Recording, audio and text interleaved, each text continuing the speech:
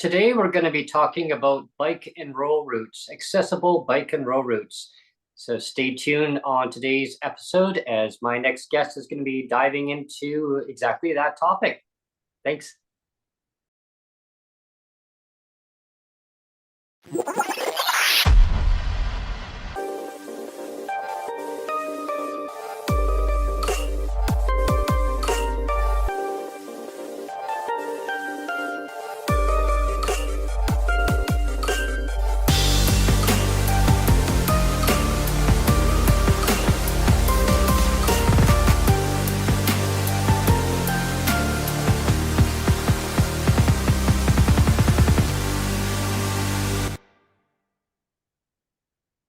Hello, everyone, and thanks for tuning in to PWD Allies podcast. My name is Brent Frayne. I'm the host.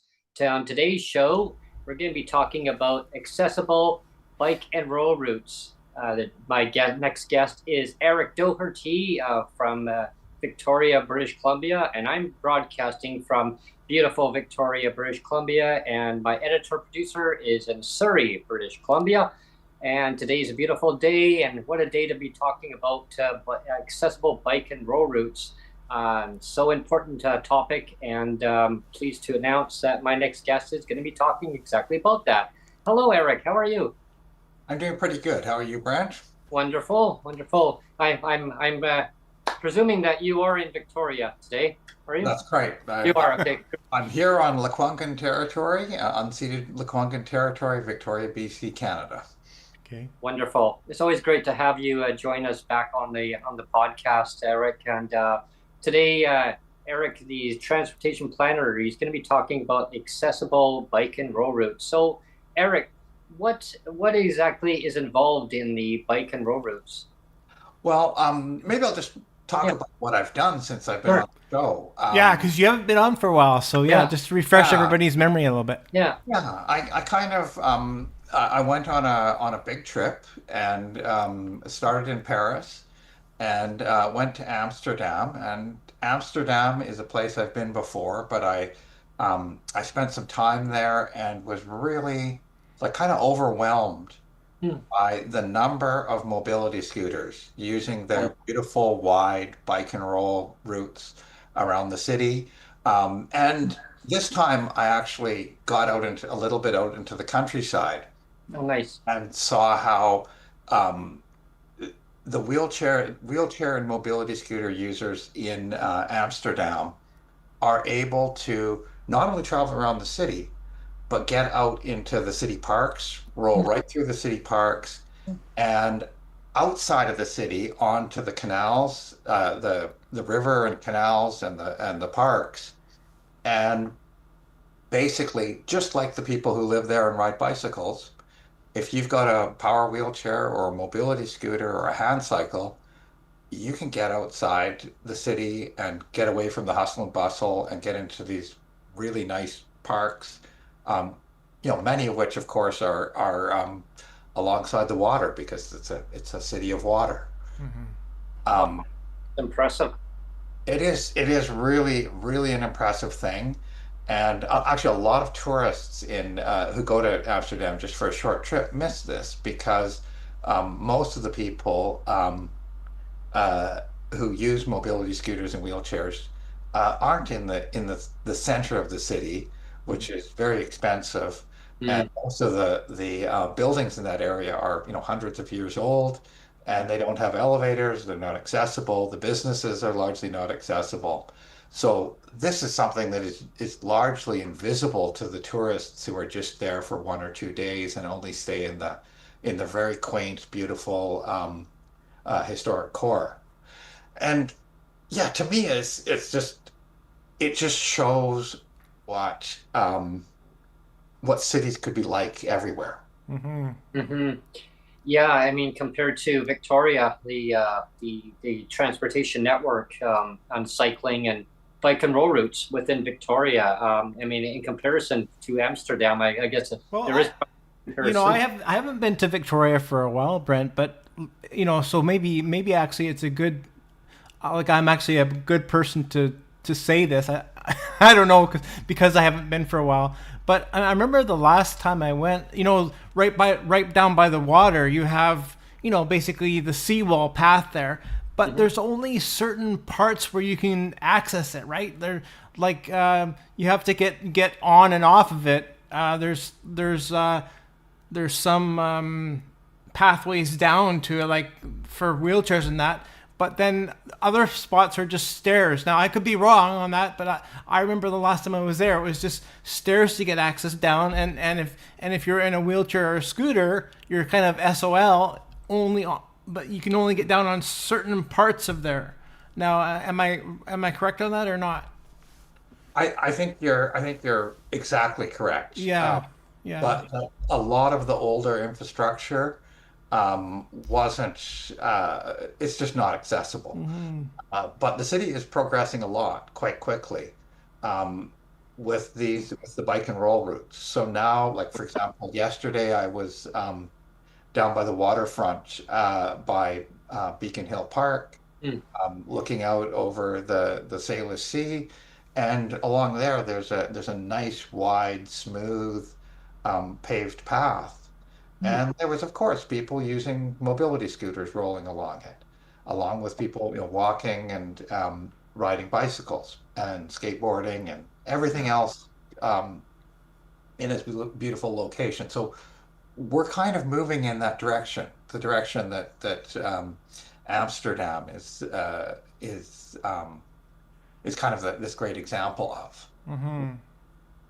I know in my area of Victoria, they put bike lanes in there, and I've seen people on motorized scooters going down one side, and then on the other side, there's certain sections of the road is different because it kind of branches off. All of a sudden, you got one going one way, going left, and one going right, and then further down the road, it actually then branches to only one way, an arrow pointing one way. Yeah. So then you have to kind of go onto the other side of the road. But Victoria's really come a long way with integrating the bike and roll routes. I'm very impressed with how that's progressing along from what it used to be. There's definitely lots that needs to be changed for old infrastructure of integrating newer technology, like meaning bike and roll routes for sure. And I think a lot of cities need to start integrating that into their cities. It gets people out and about rather than using get out of their vehicles if they can, right? Take either public transit or get onto a mobility scooter if that's what they need to use for their aid to make it more accessible, or bikes. I mean, rollerblades. I haven't done rollerblades in a long time, so I don't know if I'd dare to do that. How familiar are you, Eric, with White Rock in here? Like I'm in Surrey. How familiar are you with White Rock versus Crescent Beach? Are you familiar with the areas? I've been there, but I'm not well, because I have a little story about both of those. I mean, both of those they're beaches there. White Rock is more kind of urban and I was just gonna say like trendy. It's got lots of coffee shops. A very, very trendy area, but it's not the area right down by the beach. There's not very many pathways right by the beach. So if you are in a scooter or a wheelchair, it's not as accessible. But then if you go to Crescent Beach, which is kind of just right next door, it's got a huge ribbon of paved path all the way down the whole beach, and it's right by the water, and it's a smaller beach, but it's very quaint, and you can roll all the way down the entire paved. It's really cool because like my first wife was in a wheelchair, and so we would go down there all the time, and she could get almost all the way down to the beach, and we go all the way around, and it was really, really nice, and just to give you like the two beaches are almost like beside each other, but the accessibility is very different between the two. Yeah. There's an area that's on Crescent Beach that's further down. I know what you're describing, Neil, where there's a big parking lot that's further down, but there's a nice little park area too before the parking lot, and there's nice benches where you can just sit there and just really enjoy the beach. I going back in memory lane, I remember sitting down on this bench and having a little picnic lunch, and I'm sitting here and I started scratching my ankles. I'm like, oh, what's going on here? After a little bit, well, what it was, there was these little sand fleas Oh, on there. I didn't realize what's going on. Like, why is my ankle itching? Well, I started getting bitten. Yeah. yeah. I think Victoria has done something quite nice with disability access that a lot of people haven't really quite noticed. The Beacon Hill Park, which is our big urban park, I love that part. and when it was originally built, there was a bunch of roads through it. And so people with the very rich, only very rich people would have cars when it was first built. It's an old park. So people with horses and carriages and the very rich people with their cars to be able to drive right through the park. Mm-hmm. And gradually over the years, they've been transforming these narrow paved roads into nice, wide, multi-use paths. Mm-hmm. And it's sort of been, it started, I believe, in the 1950s. They realized that it made no sense to have, uh, cars have access to the whole park. Mm-hmm. Mm-hmm. And yeah, now they've just in the last few years, they've um, closed some of these roads to cars, opened them to people. Yeah. People in wheelchairs and mobility scooters and people just, who just want to walk side by side and need a smooth surface, Yeah. have these nice wide walking paths. But to address the question of accessibility into the core of the park, Mm-hmm. they kept one road open to cars, but it's now a dead end.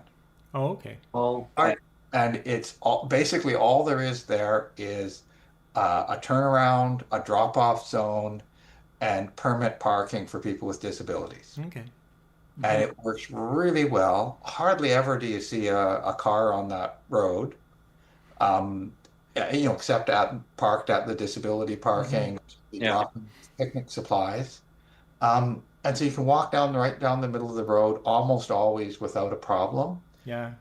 But people who do need their cars as mobility devices can still get right into the core of the park. Yeah. Well, that's great. And they can park there and they can, get over to where the concerts are in the park and things like that. It's a really good innovation, and it just makes, for everyone, it makes the park nicer. Really nice and accessible for everyone. And do you know, Eric, how many parking stalls they have for people with wheelchairs for vehicles to park in there? I believe there's only two, Yeah. but but when they have concerts, they open up another area that for the concert vehicles and such. Mm-hmm. So often it seems to me that when there's a concert that people with disabilities are using a section of a road that's normally gated off as as the parking space. So Here in enough for the moment. I actually suggested that they add more, but they said, well, we're having a hard time finding times when both of those spots are used. yeah. Okay. Oh, yeah. You even get peacocks in that park too. I love. That's great. Here in Surrey, Newton, where I am, the last few years they've had a car-free day. I know there's different Oh, yeah. different areas of the city that do it. And anyway, so every summer, I think in the next couple of weeks, it's going to be here again. It's usually during the summer that they have it. And it's just for one day, but it's really cool because they basically shut down all of Newton, like the entire city. I mean, the city core of Newton is pretty small, but they basically shut down the whole where the rec center is and everything. It's all just shut down, and it's really cool. And they open it up to like the street vendors, the food and everything, and everybody's just walking. There's no cars. It's really nice. Yeah. Yeah. I like the bridge going from Victoria over to the North Shore. That's a really accessible bridge. Really, and it kind of blends right into bike and roll routes there too. They've done a lot of work on the pathway there, just on the other side of the harbor there. Such a beautiful area. I love going over that area. It's just very quaint. It's nice and quiet too. You get Yeah. away from the hustle bustle of the city. Yeah, and I think that but I think that like all of these things, the permanent interventions and the temporary things like concerts and Hmm. car-free days and all that, I think we do have to recognize that there's a very wide range of people with disabilities, and Mhm. some people use their cars as their mobility device, Mhm. and we need to be thinking about the permit parking, always when you're doing these events, because it's a minority, but it's a crucial minority, to think about the people who are using cars. How do they get there? How do they park? And making sure that you're prioritizing the people who actually need to park close to the event or the park or whatever it is that's accessed. Um, and but also, yeah, also opening up opportunities so people with disabilities have the choice of whether they want to drive or not. And I think that's one of the things that I've like through traveling through Europe, and talking to people. That's a theme that really came up Yeah. um, is the choice of what kind of device you want to use that works for you. And I want to bring up that in uh, British Columbia, the law still, well, as interpreted by the provincial government, it's not, they never really wrote a law that says this, but they say that you're not allowed to use a wheelchair or mobility scooter on a bike and roll lane, Oh which wow, is Oh, crazy. that is wow. crazy. It's just this outdated law Yeah. that bureaucrats have interpreted to mean that this is not allowed, and it's something that other countries have been dealing with. Quebec changed their law over 10 years ago, Hmm. but and then 2022, Italy changed their law. 2024, Paris changed their law. Hmm. Uh, and so it's something that it's not that, BC is bad or anything. It's just something that um, a lot of jurisdictions ended up with these, there's just this idea that wheelchairs were slow and they belonged on Yeah, the that's what I was sidewalk. gonna ask if it was a speed issue. Yeah. Well, Yeah. and that's changed radically, right? Hmm. Is that it used to be that the only fast wheelchair was an athletic young person, Oh, uh, kind of a wheelchair athlete or athletic young person Hmm. um, with a manual wheelchair. But now even power wheelchairs go bicycle speeds. 14 Yeah. kilometers an hour is quite usual. Um, mobility scooters, uh, mobility scooters sometimes pass bicycles now. Yeah. 70, oh 100 well. kilometers an hour. Um, it's yeah, it's the same kind of speed as you see from bicycles and these electric kick scooters and other devices that people are using to travel around. So the world has changed Hmm. and governments are slow to make changes. Hmm. But there's a real problem with that is that there's two things. One is that a lot of the people at cities who are designing these, what they think of cycling infrastructure rather than bike and roll infrastructure, the people at the cities won't consult with people who use wheelchairs and mobility scooters about the design of these bike and roll routes, because apparently what they're doing is illegal. Yeah.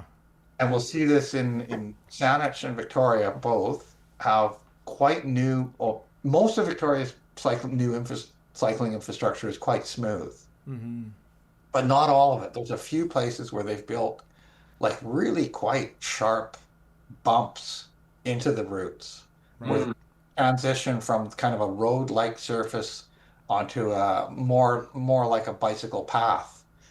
We have, And Saanich done a lot of this, and it yeah. just makes it what should be a smooth, pleasant place to bike and roll Mhm. means that um, it's not pleasant or even usable, both for people with using wheelchairs and mobility scooters, but also people, disabled people who are using bicycles. And Mhm. issues, maybe they can't stand up on their pedals to go over this bump. Yeah. Mhm. We, Yeah, and it's so important to have governments engaged in with the community at large, right? Where people with lived experience, I mean, and having them let the government know and like government working with them and saying what works good for the individual as people age. I mean, their mobility needs become, maybe it changes over time.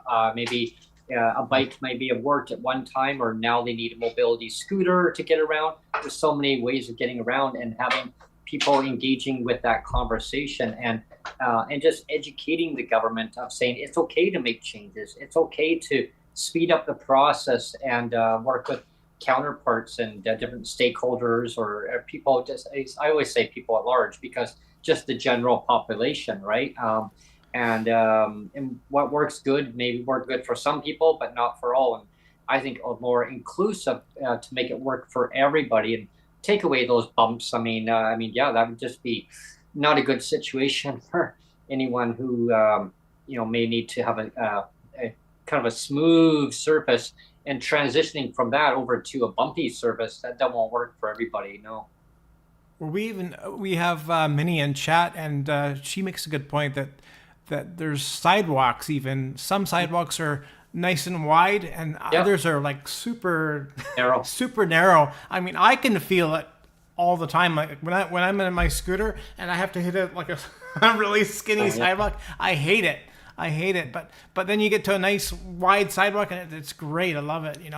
And then you have the newer intersections that when they can do it now with the newer intersections, they're doing nice wide, like nice big islands Mhm. in the middle of an intersection, like huge islands now, and with nice smooth curb cuts in the center, and so you see that all kind of being redesigned now, and it's really like I've got a couple of examples here just in Newton again, and it's great compared to what it was before.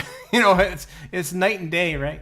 Well, there's an area here where in my neck of the woods in Victoria, we have a new intersection that was put into and they basically redeveloped all the engineers in Victoria, transportation engineers. They redeveloped where this area where you could just ride up on a scooter right up there. It's wide like you described, Neil, and I love it. Where Eric, maybe I'll get your feedback on this too, but I've never seen anything like this where you wave your hand. You don't even have to press the button. You wave your hand and it activates the light on there.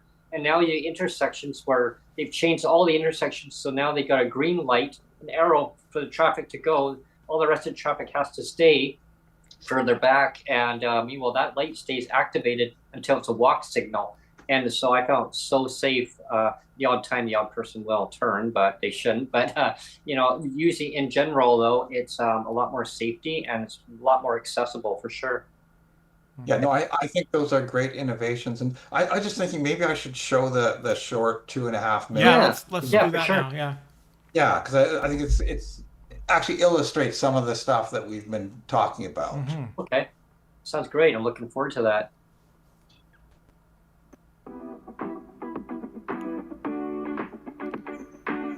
The 2024. Oops, I'm going to stop the share. Okay. I just realized that I forgot to click the little button about the sound. Oh, okay. Share sound. It doesn't sound too bad. If anybody notices that the sound is a bit low, you can always up the sound on your computers or whatever. Yeah. BC Active Transportation Summit included multiple workshops that focused on accessibility for people with disabilities. One topic of discussion at the summit was BC's outdated legislation. which prohibits the use of wheelchairs and mobility scooters on bike and roll routes. This includes protected bike and roll lanes. Where high-quality bike and roll routes exist, more and more people are using them to travel on wheelchairs and mobility scooters, despite the provincial government asserting that this is illegal. So I live in the Seattle, West Seattle area in Washington, and I often use the bike lanes in order to get around more comfort because the bike lanes tend to be smoother and it's, easier to get around in the downtown areas. In Seattle, the bike lanes can be a little narrow. That tends to be the only issue, but as far as mobility and getting around and passage and sharing it with bike users, I haven't found any issues with that at all. My name is Brett Petzer. I'm a researcher and urban planner. I work for Mobicon in the Netherlands. To my knowledge, it has always, or for at least my whole lifetime, been legal for wheelchair users or users of mobility scooters to use the cycling network. And that has had two effects. The first thing is it's made the Coalition for Good Cycling Infrastructure far more powerful, because it's not just cycling infrastructure, it's a family of light vehicles. And that's the second effect, is that in the Netherlands there is so much more than the standard bicycle on the cycling system. And that diversity means that you have to design the cycling infrastructure to a level higher than what a fit, able-bodied cyclist needs. And I look forward in the future to working with everybody who sees this to push that agenda. Yeah, these things are political, but you can fight and win.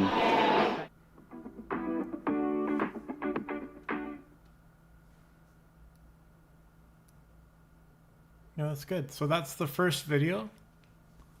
Yeah, that's just Yeah. the last photograph in that was from showing the nice wide bike and roll lanes in Amsterdam. You know, Oh, I'm showing the somewhat narrower but still quite usable bike and roll lanes in Victoria. Yeah. mhm. Very impressive video explaining what works good for the users that use those routes. Especially how some of the lanes were narrow. One lady was mentioning that it was narrow, but in general it was actually worked quite well. And I find that even in Vancouver, Eric, have you explored around there about the accessibility? How are they coming along? Well, I think Vancouver has made huge progress. They've made their bike and roll routes a lot better. They started out with a lot of them that were just side streets that had signs that said bike route. Right. So you ended with a lot of car traffic. It was pretty uncomfortable whether you're in a mobility scooter, a wheelchair, or a bicycle. But they've put a lot of diversionary traffic calming, so gotten most of the cars off those routes, brought the car speeds way down. Lots and lots of places where it's two ways for bicycles and mobility scooters, but only one way for cars. And also the bike and roll lanes on the main streets. They've done quite a bit. The present city council is not very good on this infrastructure, but there was just a by-election, and the two people who won were both supportive of doing more bike and roll lanes and of this whole agenda of making the city um, not just more accessible, but uh, more Vibrant. pleasant, reducing greenhouse gas pollution, getting more trees, more shade. Hmm. Uh, yeah, and so it's sort of this urban agenda that is connected with climate action. It includes climate action. It includes active transportation like walking and cycling, but very importantly, it also includes increasing accessibility. And I would point out that street trees are actually really important for accessibility, both on bike and roll routes and on sidewalks, because a lot of people, their disability is exacerbated by heat. So if it's very hot out, it's getting hotter and hotter all the time, Yeah. getting more heat domes and heat waves. Um, a lot of people can walk or ride bicycles or use their mobility scooters in a shady area, shaded by lots of green street trees. But if you're out on a open, wide open stretch of pavement, um, surrounded by parked cars, uh, you're Yeah. you're not going to be able to go. Yeah, here's a great idea too. Any city councilor or any government watching this too, for areas that have bike and roll lanes that are being implemented in around the major urban centers and rural areas and provinces and countries, have water stations put in place in certain areas along the routes. I think that would be totally awesome, and that way people can stop and have like water fountain and just fill up your water bottle and the cap on and off you go. I think that would be a great idea. That's one idea that I think that would be a very innovative way of making it more accessible for people. That way, when like you mentioned, that's a good point, Eric. Like, I mean, as things get hotter and hotter over time, I've noticed that trend too. Even in Victoria, where it'd be moderate temperature in the summer at years ago. Now I notice it's getting hotter and hotter. And having water stations definitely would make a huge difference. I've seen different areas having areas like sprinkler, like or maybe it's not a sprinkler, but water station where it would just kind of sprinkle water all over the place. But having those on bike routes would be way better to integrate in.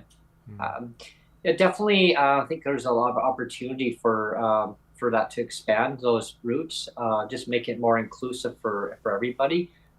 Definitely would make a huge change, and especially, of course, as we're in Victoria, British Columbia, trying to get over across that Malahat over to Duncan. I mean, that's another topic, another show in itself, but definitely not accessible right now. I mean, because of the bus strike, but having the accessible transportation, it's definitely broken, and it has to be fixed. And there's different ideas of how to do that.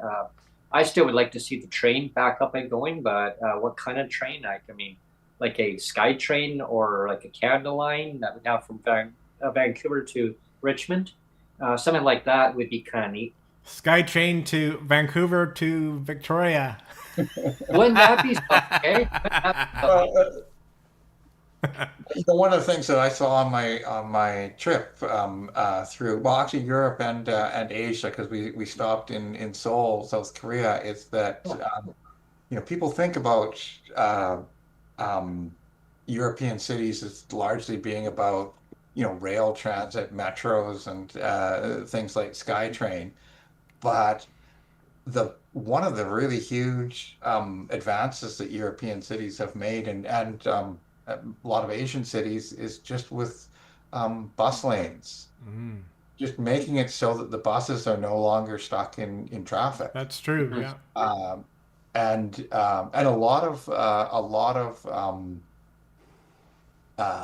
for people with disabilities, depending on the ability, sometimes the bus is far more accessible than the metro, particularly in crowded times when you have to deal with large. On the metro, you're dealing with crowds, very crowded, not just on the trains, but on the platforms and on the elevators and everything else.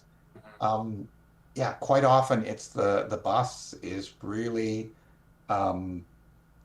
what works for people, and it's been like particularly Seoul, South Korea, has revolutionized their city with bus lanes. They took down 16 elevated freeways and replaced them with center bus lanes that run down the center of the streets, and it's made the city just like so much more pleasant.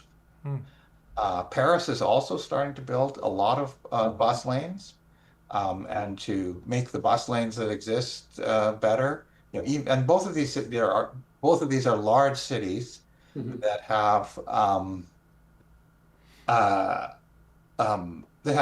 metro systems, things like SkyTrain that, but still an awful lot of the traffic is on the of the passengers are riding on these what they call sometimes call them bus rapid transit lines, um, where the bus just moves faster than driving.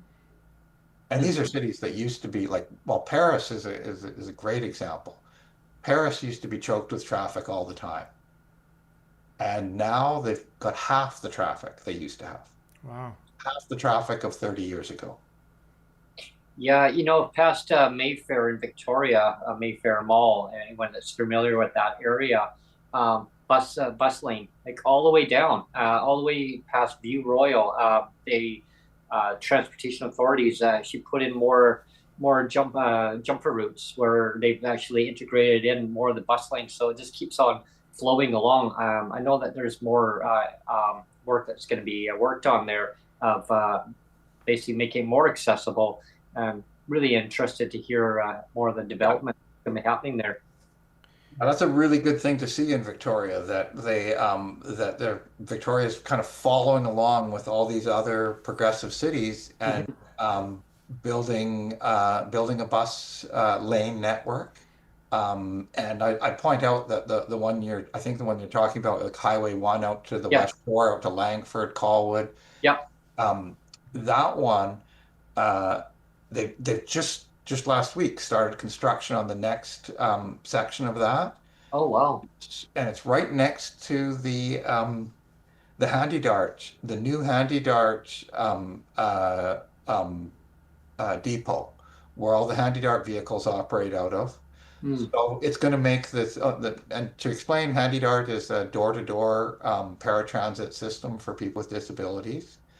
And it's going to make that system much more efficient because this depot is on a continuous bus lane that's going to run. They've got this section going out to local landmark, the 6 Mile Pub. Okay. There's going to be continuous bus lanes all the way to there. And then the city of Victoria very soon is going to be putting bus lanes through the downtown core on Douglas all the way to the legislature building. Oh, wow. That's gonna be impressive. It's really like it's hardly any money.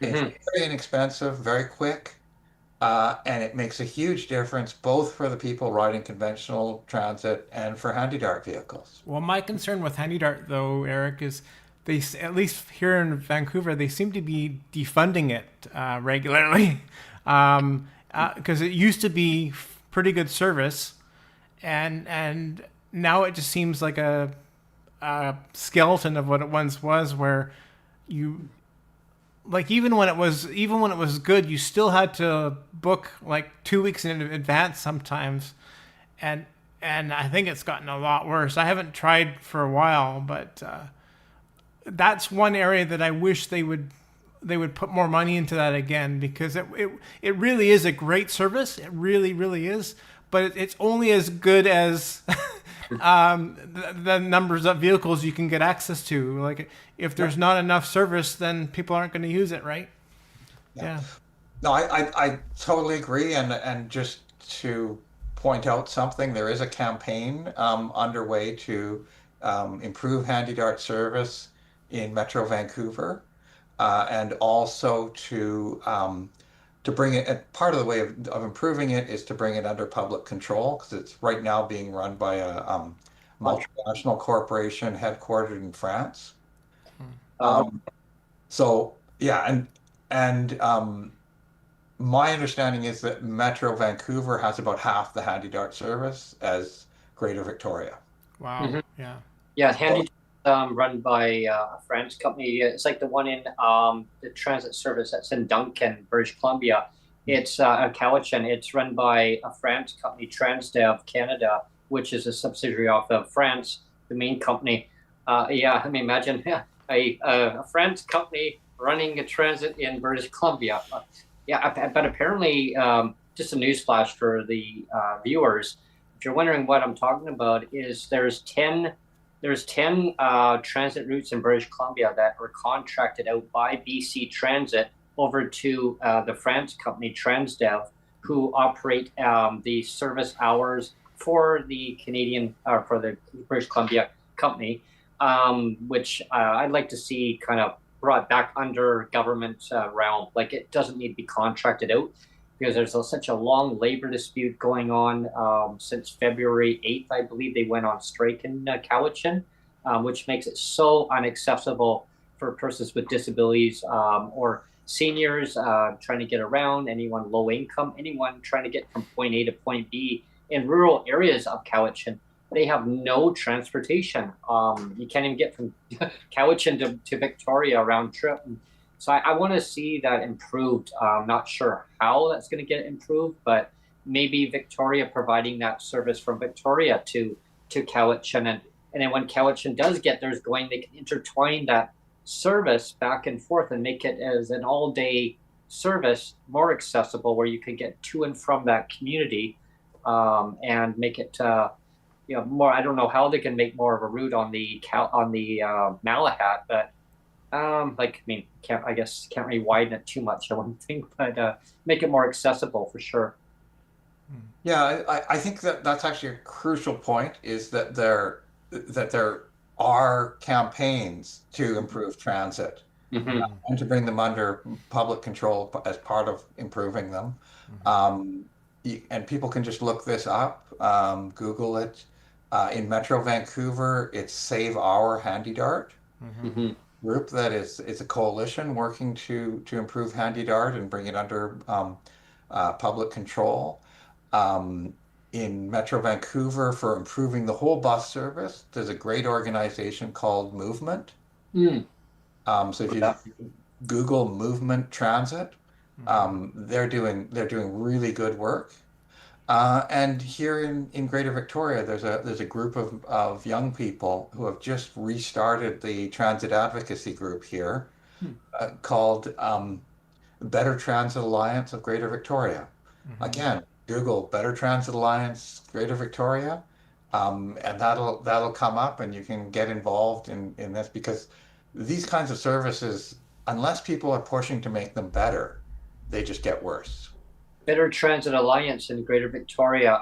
There was one representative from that organization that came to our recent rally at the BC Legislature, and I had the enjoyment of actually interacting with one of the representatives there. They're talking about better transit and making it for free for the youths, and they want to have it extended off for everybody, which is I think great, because I mean, our tax dollars are already paying for that public transit already.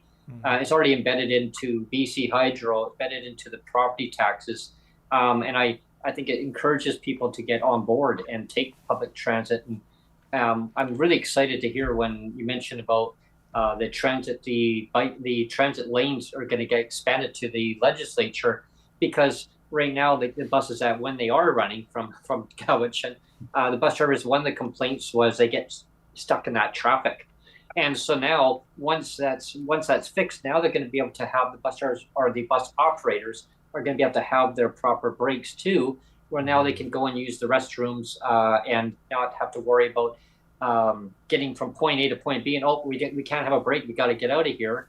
And so and it makes it better for the commuters too, more accessible too, and just everybody benefits from the accessibility of expanded transit and making it more inclusive for everybody. I mean, it's great. I'd like to dive in more into that movement for sure. Well, I just wondered, Eric, though, before we carry on, did you have a second video that you wanted to show or not? Yeah, let's show that. Okay. This is a second video. I just want to say one thing about that everybody benefits from better bike lanes. Yeah, even people who continue to drive their private cars benefit from bike lanes, because like I was saying about Paris, they've got half the traffic they used to have. Right. Highway expansion makes traffic worse. Better transit makes traffic better. Better cycling, bike and roll infrastructure makes traffic better. So let's roll this 15-minute video. Sure. from an advocacy group in London, England, an interview that I did when I was in London fairly recently. Okay. Wheels for Well.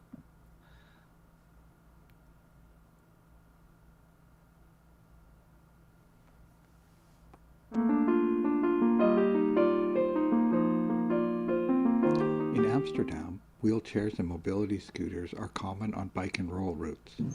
The Netherlands laws welcome this, and other jurisdictions are catching up.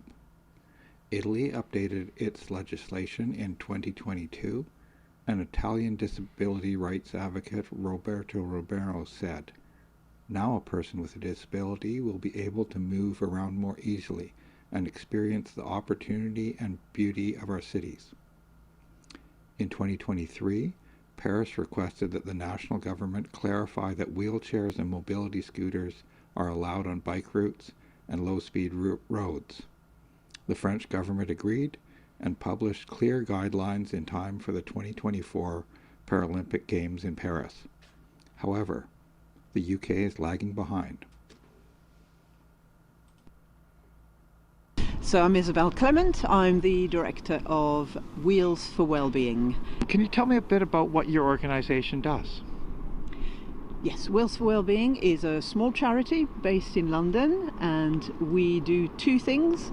We provide opportunities for disabled people to cycle, to realise they can cycle, and we provide equipment and support with our staff and our volunteers at venues which are fully wheelchair accessible, fully accessible in all ways. The second thing Wheels for Wellbeing does is that we are an advocacy organisation, and we're as much of a disabled people's organisation as we are a cycling organisation. Yeah, and you use a hand cycle that attaches to your wheelchair. And I understand that there are some legal grey areas for the use of hand cycles in the UK. Could you tell me about that? There's a number of grey areas. There are issues to do with the legality of the equipment itself. It's not defined in law as to whether it is a cycle. Mine is an e-cycle, in fact. It's electric assist, just like any e-bike, but it fits onto my wheelchair, and actually it's a unicycle with some hand pedals attached and a battery. It doesn't fit in any currently legally described categories. So that's one grey area, and some people are very nervous about buying equipment which is not clearly officially legal, even though it's not illegal either. It just doesn't exist. Italy has made it legal for mobility scooters, wheelchairs, to use bike and roll lanes and routes, including low-speed roads. And then just in the run-up to the Paralympic Games, at the request of the city of Paris, France did exactly the same thing. They've legalized the use of wheelchairs and mobility scooters, hand cycles, on cycling infrastructure and broadened it out. And is that something that you think could happen here in the UK, in particular in France? There was no legislative change. There was just an interpretation of the existing legislation and guidance published, so that everybody knew what the rules are, what the expectations are. Well, that's fascinating. The main thing in this country is it's very confused and confusing. It depends on the definition of something. Is it a carriageway? Is it just the highway? Is it a shared footway, a shared pavement? Is it? I love your term, bike and roll lanes. We're trying to fight for the renaming of what is here currently designed as cycle infrastructure to be mobility infrastructure, just a mobility lane. It's for everyone on wheels, on human-powered or electric-powered wheels. But yes, it's very complex in the UK. It's just very confused in people's minds. So sometimes there's cycle lanes which are part of the carriageway, and there's cycle lanes which are cycle tracks. I get confused myself about the terminology. Very few people in the general population understand those terminologies, those changes in what is legal, what is not legal, and so it just gives people anxiety if they're aware that there are limitations. To be honest, a lot of people just do what seems sensible, and few people, unless they're doing something really mad, few people get arrested or get challenged. So you do see mobility scooters on bits of cycling infrastructure, whatever it's called, and generally it's because people are pretty sensible and they want to do the right thing and the safe thing. So if it feels safer to be on a bit of cycling infrastructure than to be with the cars, but also it's less of an impediment to the people on the footway, or even to yourself who's going to want to go faster than the people on the footway, then that's obviously the logical thing to do. So the people who feel confident use the right bit infrastructure for themselves, but the people who tend to feel quite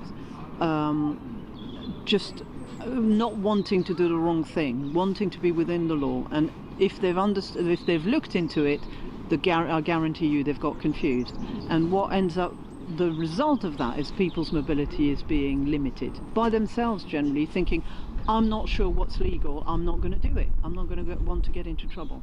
So people either stay at home or get back in their cars or are dependent on expensive taxis and are not getting the ultimate benefit of being actively mobile.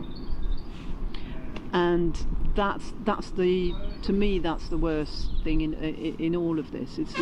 It's not, it's about what it's doing to the individual and to the country, because people who are not being physically active are being more depressed, are being less healthy, as well as the planet. We just need to find a way to cut through all of this and let people who are using healthy and green modes of transport, let people use it as much as possible on dedicated infrastructure. Seville and Cadiz in Spain, they paint wheelchair logos right onto the bike lanes, the bike and roll lanes. What do you think of the idea of having clear signage or logos, something like that, so to let everybody know what's allowed? I love that, and we had an example in our borough here in next door to in Lambeth, where when they were developing a new bike and roll lane, they actually did put a logo of a hand cyclist with a ponytail, and as far as I was concerned, that was my representation over there. And it was fantastic. Now it's very new, it's very unusual, and it created a bit of confusion then in disabled people's mind, thinking, are you telling us that we have to be there, we're not allowed on the pavement anymore? It needs to go with information campaigns, but absolutely really clear that these are shared bits of infrastructure for people who are rolling faster than at a pedestrian pace, and that needs to go hand in hand with making that infrastructure, that cycling rolling infrastructure, wide enough to allocate sufficient space for, as well as the fast cyclists, the slow cyclists, the wheelchair users, the hand cycle users, the cargo cycle users, of course, who are also equally wider. It is about equality. It's about ensuring that all women can cycle, for example. If all the facilities for years have been planned around, as I said earlier, around the young male or even middle-aged male on a racing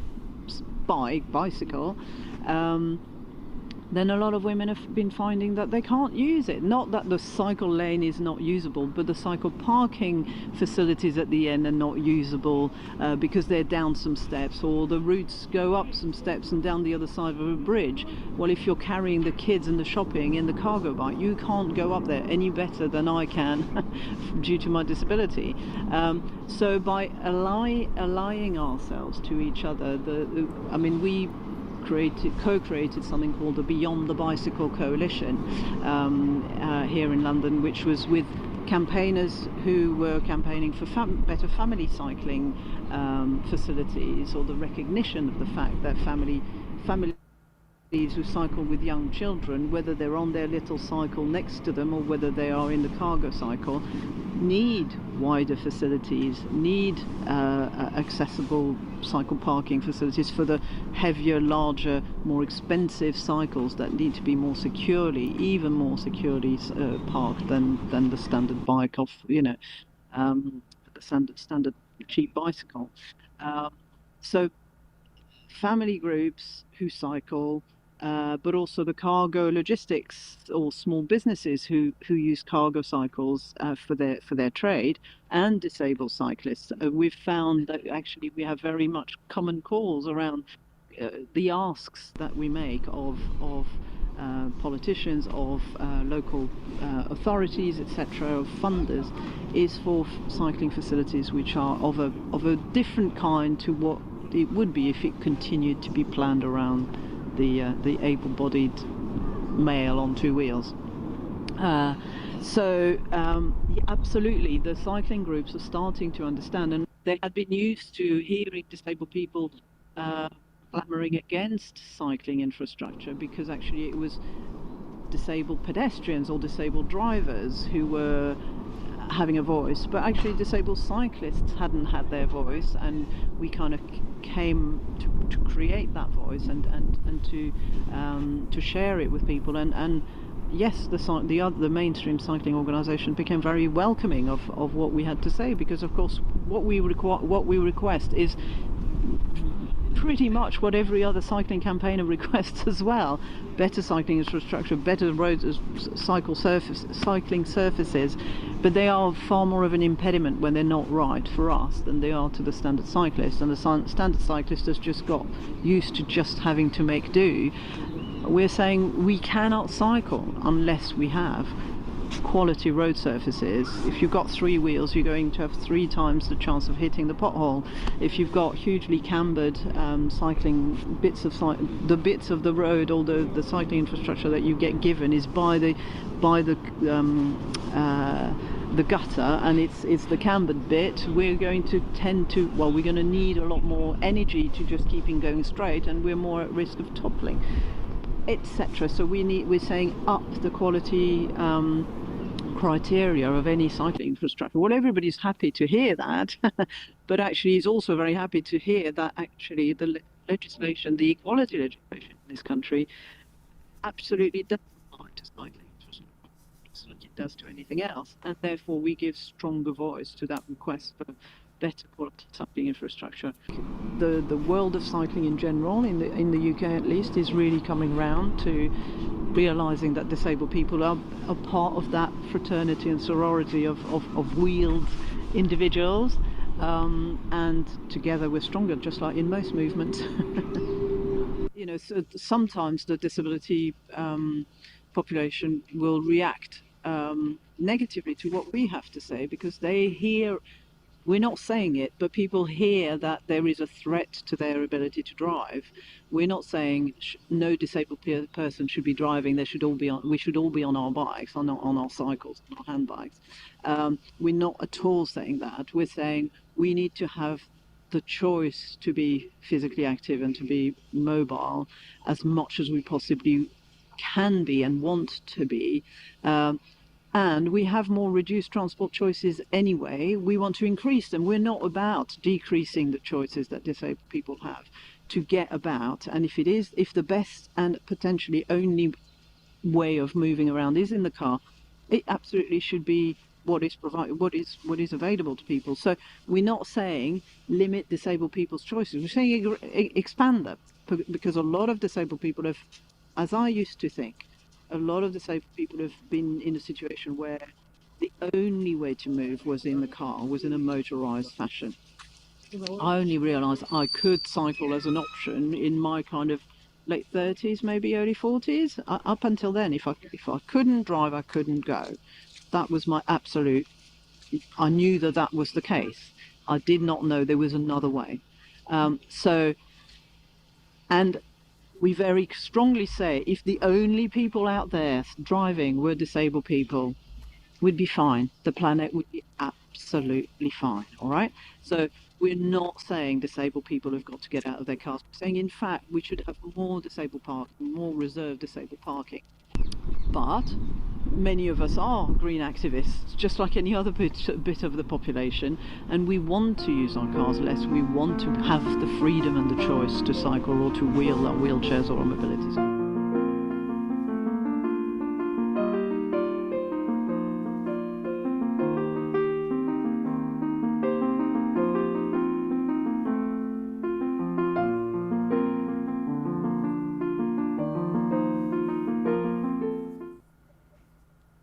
That was a really cool interview. I like that. I love that, Eric. That was awesome. You know what part I like was right at the beginning. They had they showed somebody on a bicycle right beside a wheelchair, and they were holding on to the push, and so it was like they're drafting they were drafting each other. It was kind of cool. I love seeing that. That was really neat. Yeah, it's one of the nicest things about riding on places where there's nice, wide, smooth routes. Mm-hmm. Is you can ride side by side on bicycles and chat, and you can do that on a mobility scooter or a wheelchair and a bicycle side by side as well, if the route is wide enough and smooth enough and high enough quality. Mm-hmm. If the infrastructure is more accessible, for sure. And yeah, I mean, watching that documentary that you put together there, I mean, it was great. I mean, it goes to show that what can be done. I love their accents that they have over there in London. It's great. And I mean, it was just educational, right? I mean, it's just educating the public that what the things that can be done, innovative ways of broadening it around the world, and especially in our beautiful province. I mean, what can be done here? If it can be done in other areas, it can be done in British Columbia and across Canada, and so many cities that need to kind of step up to the plate and actually implement these ideas and put it in motion so that everybody feels welcome and inclusive. Because as we get older, we get more disabilities, and nobody should be left behind. And that's the way I look at things.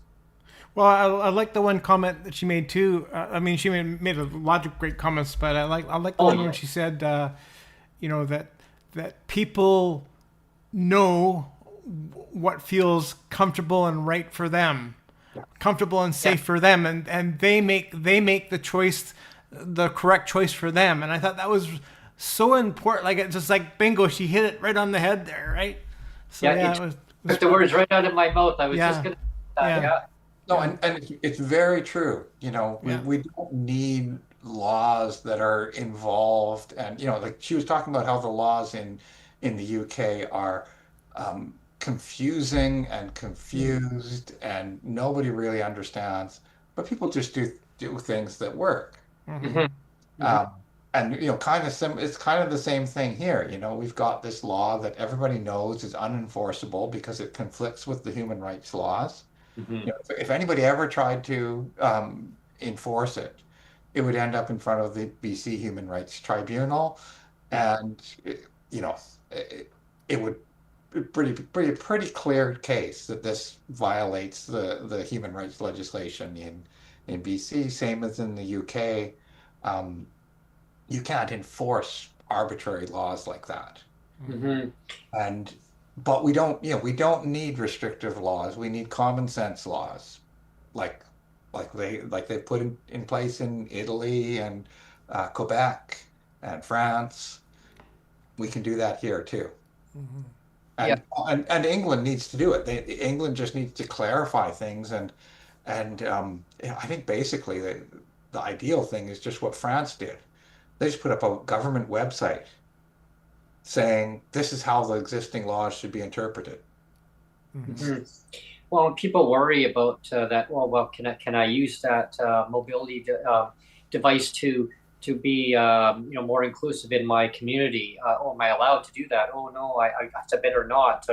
And she made a good point. Otherwise people just they'll stay home, or oh, I need to drive because I'm not allowed to use that mobility scooter on that route because oh no, it's only for bikes.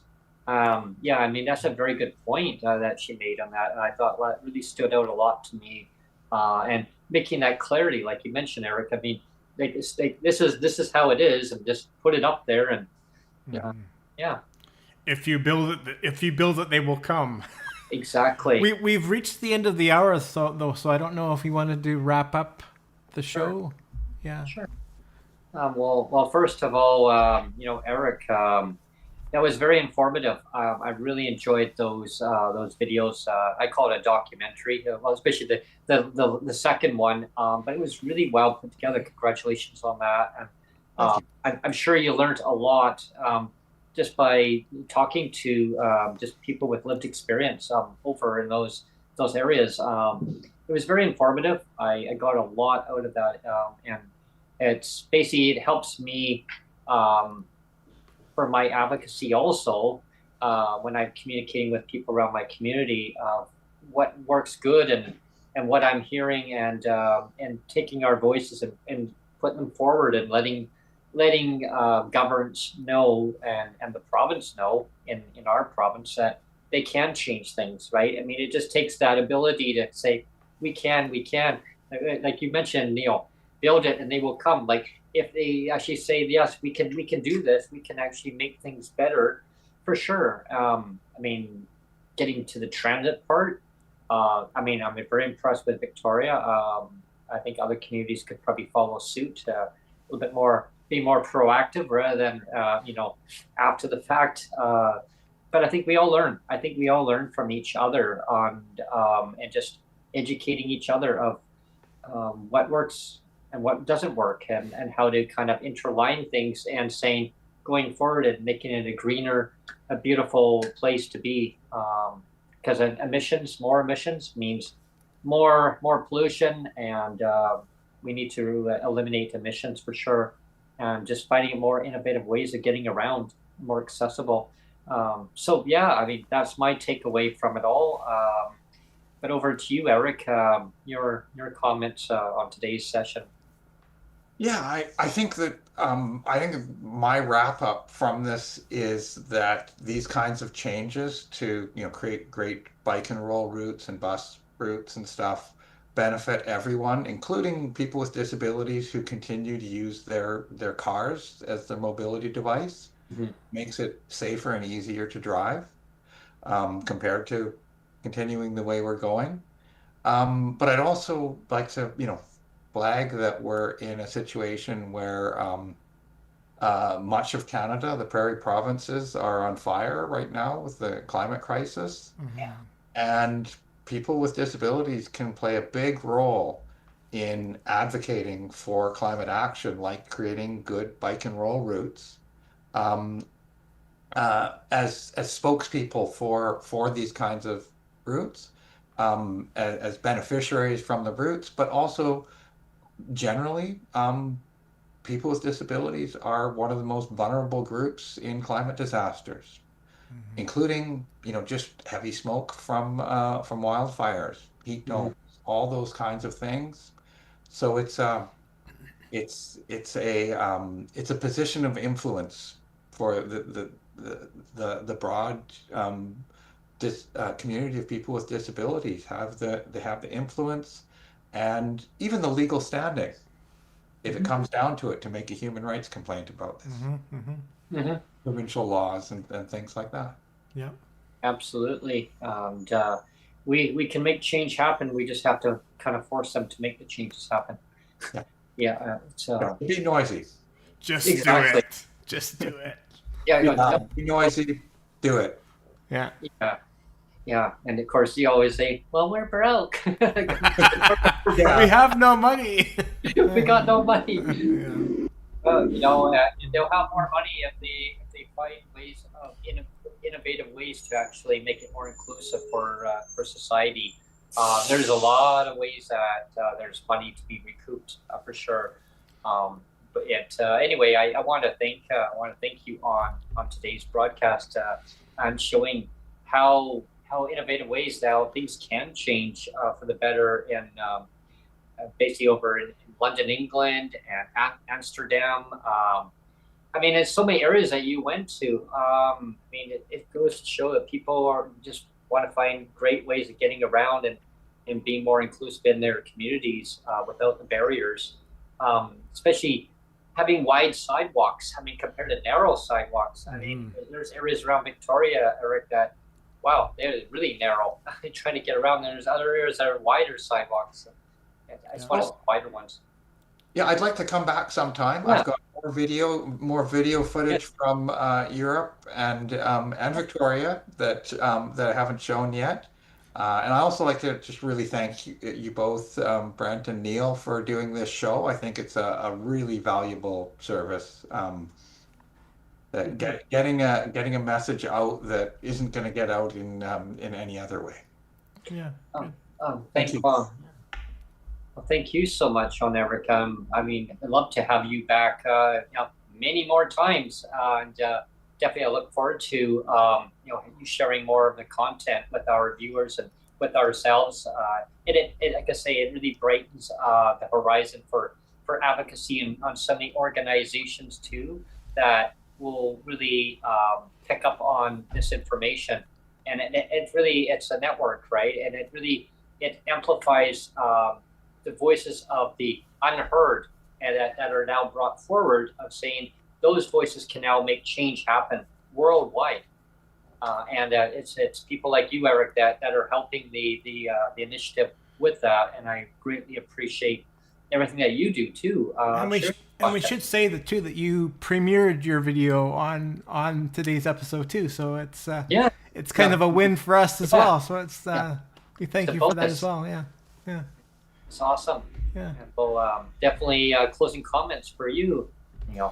Yeah, I just really enjoyed the episode, and I really liked how you put the that last video together. I thought the woman that was interviewed was very, very knowledgeable, and she said some really just very common sense stuff, and like you were saying earlier, Eric, it's like so much of decisions, if they were just based on common sense, would go so much further, right? It's just use common sense and we're good. Right? Yeah, common sense, and then there's reality, how the government looks at common sense versus lived experience common sense. I mean, let's do the opposite. Yeah. Well, I mean, that works good for the person, right? I mean, it's how to change the perception on ability for the person, because the person knows best what's good for them and how to get around, versus what municipality will say, well, yeah, but it's always been that way. It's status quo. Nobody's ever wanted to change it, so let's just run with it. Well, we have to run ways of thinking of how do we change going forward? Like, are we using horse and buggies? Are we going into antique cars? Are we going to, just general cars for people with disabilities? Yes, there are people. That was my big horn. Yeah. I mean, there are people that do need their vehicles to get around for mobility wise, and that's great, right? Because that's what they use for their mobility accessibility, like to get around. I mean, tongue tied there. But at the same time, people use wheelchairs. They use mobility scooters. They use.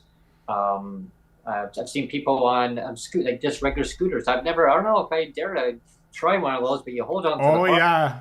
It's like a skateboard, right? Yeah. But you're holding onto a bar. I've seen them around in one of my travel segments. I still would love to try using one of those. I saw them last time when we were down south, and I saw them.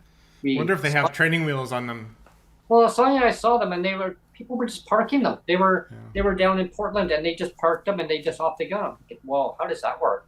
They're like, it locks. And in the city, they have a crew that comes by and they pick them up and they take them along. However, they say that they're safe, they're easy to use, and like people can get around without having to drive. There's people in my building. There's a couple people in my building that actually have used them, and they said they're so easy to get around from point A to point B. They'll just drop them off. I mean, whatever modes of transportation that a person with disabilities needs to use, or anyone with even without a disability. Like there are people who, I mean, they feel that they don't have any like a physical disability. They may have a mental disability or combination of so many factors. But just being able to get around mobility wise, people park their vehicles because they don't want to drive. They want to take a bike. There's motorized bikes. There's so many modes of transportation, and I think learning from each other and what works good and what doesn't work, but make it universal. That's the key word is I want to use is universal so that it's all inclusive for everybody. Yeah, but I looking forward to Eric of hearing more of your journeys on your videos too and your interactions with people. Definitely, we'll get you scheduled in. We can talk off the show, and then we'll get you definitely scheduled in on more segments, and we'll scatter them out. Yeah, and if anybody wants to find my writing or videos on this, it's on my website, ecoplanning.ca. Okay, great. Awesome. So I'm gonna say goodbye. Have a very good day.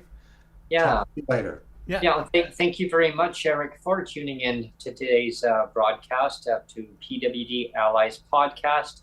Everyone, check out the podcast version. If you're listening offline, check it out on the Apple Store, Spotify, Google Play Store. There's so many varieties of checking out the podcast. And I hope you enjoyed today's broadcast if you're watching live. Definitely share the content out to your friends, family, neighbors, relatives, you name it, governments. Enemies. Cheers, everyone. Thank you, everyone. Take care.